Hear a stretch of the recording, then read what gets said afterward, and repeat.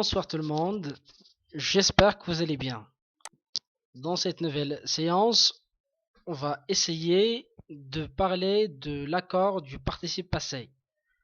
Comme vous le savez bien sûr, l'accord du participe passé est parmi donc les cours les plus importants dans la langue française. Et la règle ou les règles de l'accord en général sont très importantes pour le bon fonctionnement de la langue. Aujourd'hui, on ne va pas bien sûr s'intéresser à l'accord de l'adjectif ou du verbe avec le sujet, etc. parce qu'ils sont faciles. Mais on va s'intéresser à l'accord du participe passé d'une manière très simple parce qu'il est très facile, mais beaucoup de gens rencontrent des difficultés parce qu'ils ne comprennent pas comment ça fonctionne. Comme vous voyez devant vous, donc sur l'écran, vous avez l'accord du participe passé. Alors, l'accord du participe passé en français est parmi les règles les plus importantes de la langue. D'accord? Et puis, souvent, on se trompe sur l'accord de tel ou tel verbe avec tel ou tel auxiliaire. C'est-à-dire, souvent, il y a des fautes concernant l'accord du participe passé, soit donc avec l'auxiliaire être, soit avec l'auxiliaire avoir. Alors, les choses, bien sûr, sont faciles, il faut tout simplement se concentrer. Puis, beaucoup de gens trouvent difficile la mémorisation et l'application des règles qui régissent l'accord du participe passé.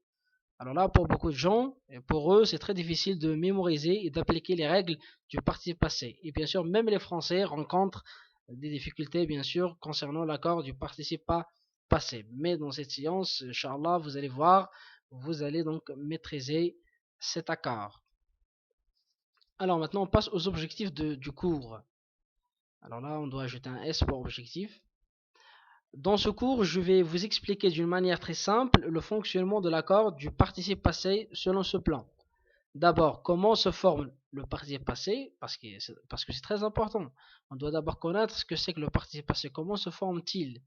Puis, règles de l'accord, c'est-à-dire comment, ou quelles sont les règles qu'on doit appliquer pour bien accorder le participe passé dans une phrase.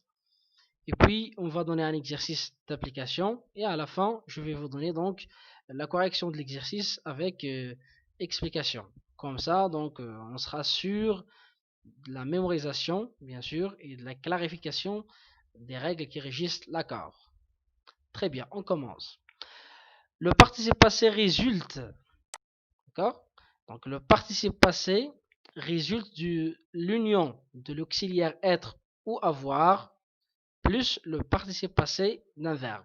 C'est-à-dire toujours la forme du participe passé, c'est que vous avez généralement soit l'auxiliaire être, soit l'auxiliaire avoir, plus le participe passé d'un verbe. Et c'est ça donc le participe passé.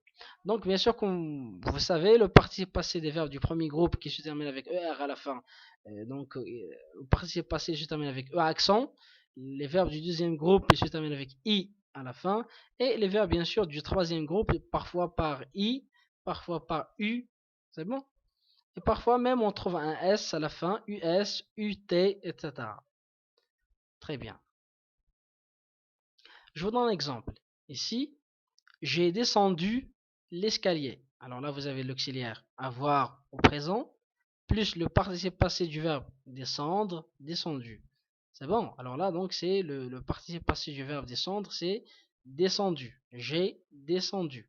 Alors, bien sûr, quand l'auxiliaire est présent, donc automatiquement, le temps, c'est le passé composé. Quand l'auxiliaire est à l'imparfait, donc c'est le plus que parfait. Quand l'auxiliaire est au futur simple, donc c'est le futur antérieur. Quand l'auxiliaire est au passé simple, donc c'est le passé antérieur, et ainsi de suite.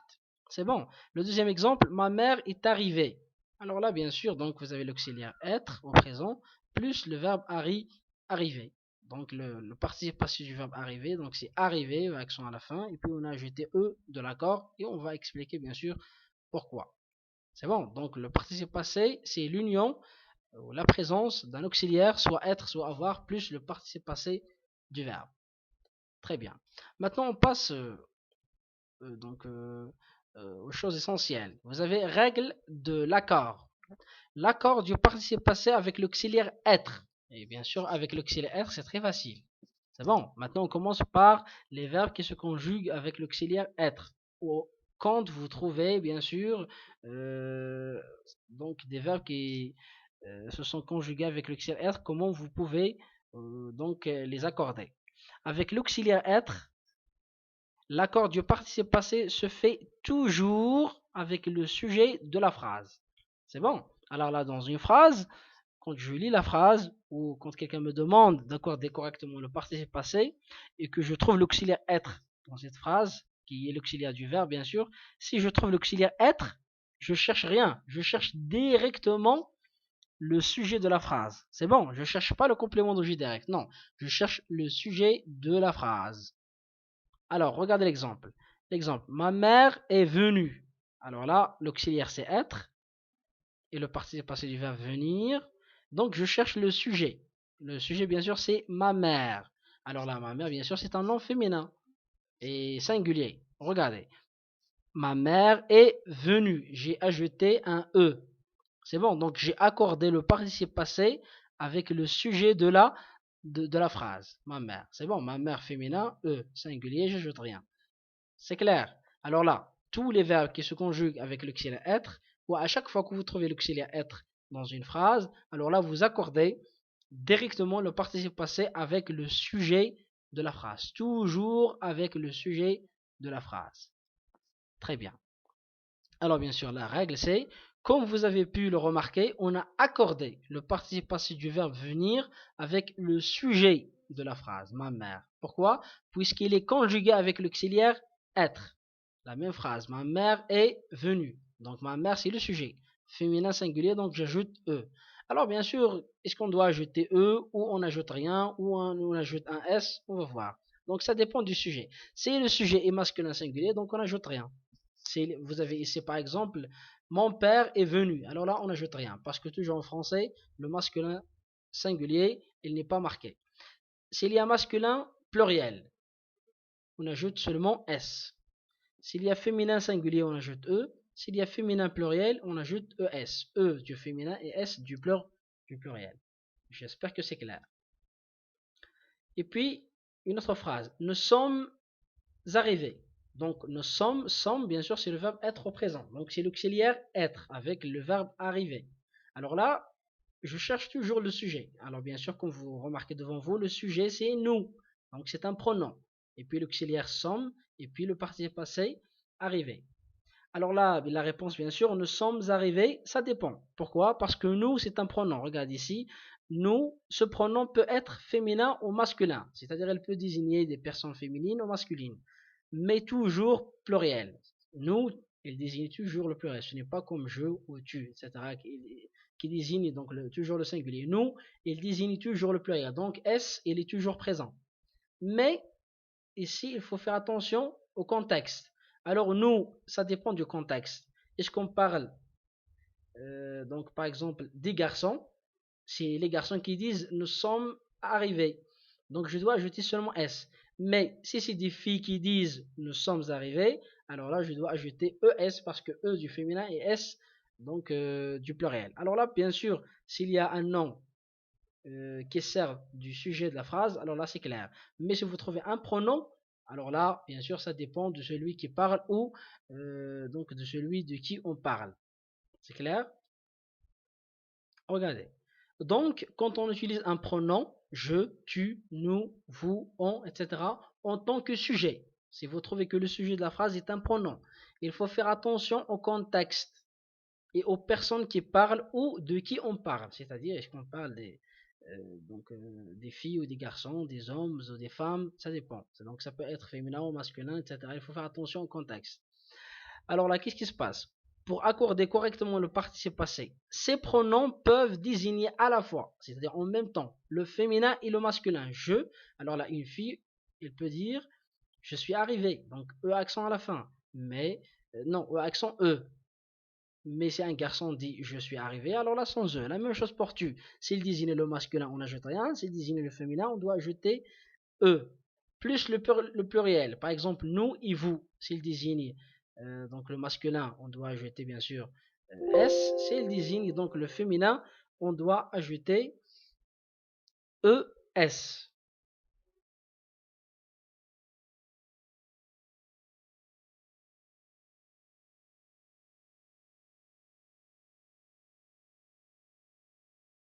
Par exemple, regardez les exemples. Je suis arrivé, un garçon, donc j'ajoute rien. Mais si c'est une fille qui parle, je suis arrivé, on ajoute E du féminin. C'est clair? Pour donc le pluriel, vous et nous, par exemple, vous avez ici, donc pardon, ici je dois donc mettre E, mais j'ai donné l'exemple de vous. Vous êtes arrivés, ce sont des garçons. J'ajoute seulement, donc j'ajoute seulement S. Et vous êtes arrivés, si on parle des filles, alors là on ajoute ES. C'est bon, donc faites attention au pronom. Très bien. L'accord, donc ça c'est pour donc avec l'auxiliaire être, mais avec l'auxiliaire avoir, regardez maintenant, l'accord du participe passé avec l'auxiliaire avoir. Alors là il faut faire attention, il faut se concentrer parce qu'il y a beaucoup de choses à dire. Regardez, devant le participe passé, ou quand le participe passé est conjugué avec l'auxiliaire avoir, l'accord se fait avec le complément d'objet direct, non pas avec le sujet. Vous voyez? Si vous trouvez l'auxiliaire être, alors là, vous devez chercher le sujet de la phrase. Mais si vous trouvez l'auxiliaire avoir, alors là, il faut chercher le complément d'objet direct et non pas le sujet. C'est bon, il faut chercher le complément d'objet dit direct. Et comment on cherche le complément d'objet direct? On pose la question quoi? Je mange une pomme, je mange quoi? Alors là, une pomme. Je mange la pomme, je mange une pomme, c'est le complément d'objet dit direct. Bien. Alors là, bien sûr, le complément d'objet direct, il peut être après le verbe, mais aussi il peut être avant le verbe. Ça dépend. Regardez, 1. Le complément d'objet direct est après le verbe. Il est placé après le verbe, c'est-à-dire dans sa place habituelle. Regardez l'exemple. J'ai mangé une pomme. Donc le je, le sujet, et l'auxiliaire de la phrase, c'est avoir, j'ai au présent, et puis donc le participe passé manger, et puis vous avez j'ai mangé quoi? Une pomme, donc c'est le complément d'objet dit direct. Donc il est dans sa place, c'est-à-dire après le verbe. Alors qu'est-ce que je dois faire dans ce cas? Dans ce cas, bien sûr, j'ai mangé une pomme. La règle, voilà la règle. Ici, on n'a pas accordé le participe passé, comme vous voyez. J'ai mangé une pomme, ou accent à la fin. On n'a pas ajouté ni E ni S. Pourquoi? Ici, on n'a pas accordé le participe passé, car le complément d'objet direct est placé après le verbe. C'est clair? Alors là, quand je trouve une phrase où il y a l'auxiliaire avoir, je cherche le complément d'objet direct. S'il est après le verbe, alors là, il n'y a pas d'accord. C'est bon, j'en fais pas l'accord. Je laisse le participe passé tranquille. J'ajoute rien du tout. C'est bon. Alors là, avec l'auxiliaire avoir, plus un complément d'objet direct après le verbe, pas d'accord. Voilà la règle. C'est bon. Regardez maintenant l'exemple numéro 2. La pomme que j'ai mangée. Alors là, je, c'est le sujet, et l'auxiliaire, c'est avoir, et puis le verbe, le participe passé du verbe, manger. Mais où est le complément d'objet direct? J'ai mangé quoi? J'ai mangé la pomme. Voilà, la pomme, c'est le complément d'objet direct, et que, bien sûr, c'est le pronom qui remplace le complément d'objet direct. Alors là, où se trouve le complément d'objet direct? Il se trouve avant le verbe. Il se trouve avant le verbe. Alors, quelle est la règle dans ce cas? Vous remarquez dans cette phrase que le complément d'objet direct est placé avant le verbe. Donc, on accorde le participe passé avec ce complément d'objet direct. C'est bon. Alors là, quand je trouve l'auxiliaire avoir, je cherche le complément d'objet direct. S'il est après le verbe, je n'en fais pas l'accord. Jamais. Si le complément d'objet direct est placé avant le verbe, alors là, je dois faire automatiquement l'accord avec le complément d'objet direct. Alors la pomme, c'est un nom féminin singulier, donc j'ajoute E. Alors bien sûr, la règle c'est, quand le verbe est conjugué avec l'auxiliaire avoir, et que le complément d'objet direct est placé avant le verbe, seulement dans ce cas, on accorde le participe passé avec le complément d'objet direct. Très bien. Maintenant, un cas particulier de l'accord. Le participe passé employé sans auxiliaire. Parfois, vous trouvez par exemple le verbe dire, dit, dit, manger, accent à la fin, fatigué, comme je vais vous expliquer donc tout à l'heure. Vous trouvez qu'il y a le participe passé, mais il n'y a pas d'auxiliaire. Alors, qu'est-ce que vous devez faire dans ce cas? Regardez l'exemple. Fatigué, Rachid espère arriver avant l'aube. Alors, il n'y a pas d'accord, parce qu'il y a le masculin simplement. Fatigué. Laïla espère arriver avant l'aube. Regardez, si j'ai ajouté E, parce que c'est Laïla, le féminin. Et puis fatigué, accent S, les garçons. C'est bon, j'ai accordé avec les gars, les garçons, c'est-à-dire toujours avec le sujet. Et puis fatigué, ES, c'est-à-dire les filles. Alors là, quand vous trouvez le participe passé utilisé seul, c'est-à-dire sans auxiliaire, quelle est la règle? Regardez la règle ici. Le participe passé employé seul, comme dans ces exemples, ces quatre exemples. Le participe passé employé seul prend la forme d'un adjectif. C'est bon. Dans ce cas, ce n'est pas un participe passé. C'est bon. C'est un adjectif. Donc, il s'accorde avec le sujet de la phrase. Alors là, bien sûr, donc, comme le verbe qui se conjugue avec l'auxiliaire être, il s'accorde avec le sujet. Et les participes passés, bien sûr, utilisés sans auxiliaire, c'est-à-dire l'absence de l'auxiliaire, eux aussi, ils s'accordent avec le sujet de la phrase.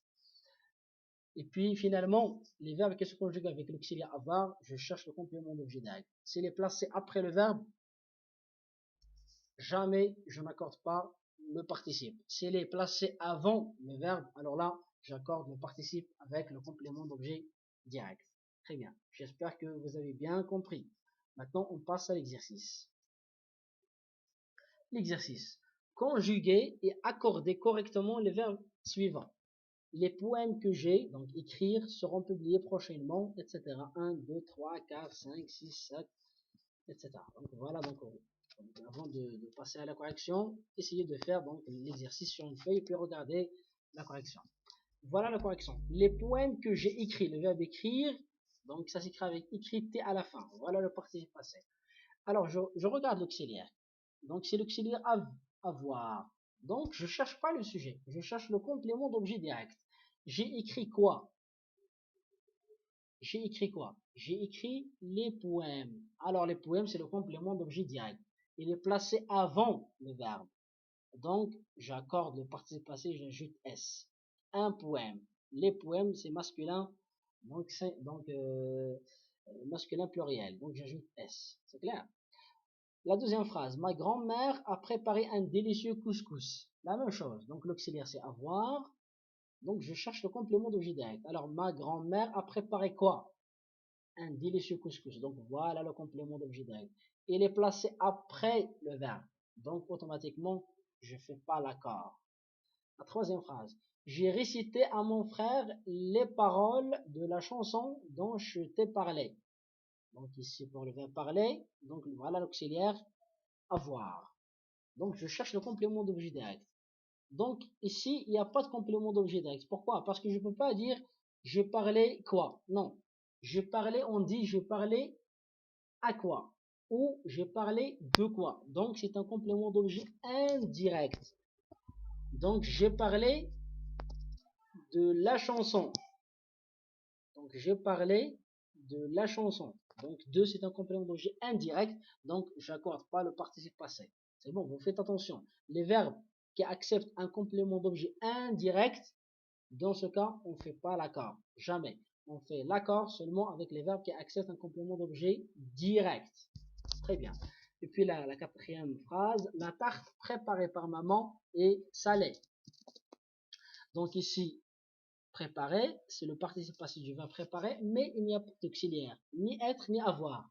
Donc, comme on a déjà dit, la règle dit que si le participe passé est utilisé seul, sans auxiliaire, alors là, il s'accorde avec le sujet. Donc, quel est le sujet de la phrase? C'est la tarte. Donc, féminin singulier, j'ajoute E. Très bien. La cinquième phrase, la pièce de théâtre que nous avons vue hier a connu un vif succès auprès du public. Alors là, bien sûr, le participe passé du verbe voir, l'auxiliaire, nous avons donc l'auxiliaire avoir. Donc je cherche le complément d'objet direct. Nous avons vu quoi? Donc nous avons vu la pièce.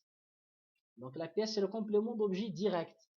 Donc est-ce qu'il est placé après? Non. Il est placé avant le verbe. Donc je dois accorder le participe. La pièce, c'est féminin singulier, donc j'ajoute E. Très bien. Et puis la sixième phrase, ces filles ont dessiné de très beaux tableaux. La même chose, le verbe, bien sûr, dessiner, l'auxiliaire c'est avoir, donc je cherche toujours le complément d'objet dit direct. Ces filles ont dessiné quoi? Ils ont dessiné de très beaux tableaux, ou ils ont dessiné des tableaux. Donc voilà le complément d'objet direct. Donc il est placé après le verbe, donc je ne fais pas l'accord. Et puis la dernière phrase, Daniel a pris son petit déjeuner des lobes. Donc ici le verbe prendre avec l'auxiliaire avoir. Donc je cherche le complément d'objet direct. Daniel a pris quoi? Il a pris son petit déjeuner ou son déjeuner. Le complément d'objet direct il est après le verbe, donc je ne fais pas l'accord. Très bien. Alors là, je n'ai pas donné des exemples pour le verbe être parce que c'est très facile. Toujours avec l'auxiliaire être, je fais l'accord avec le sujet. Ce qui est un peu difficile, c'est l'auxiliaire avoir. C'est pour cela que je vais donner plus d'exemples pour bien vous éclaircir donc les choses. J'espère que cette séance sera très bénéfique pour vous. Donc, merci pour votre attention.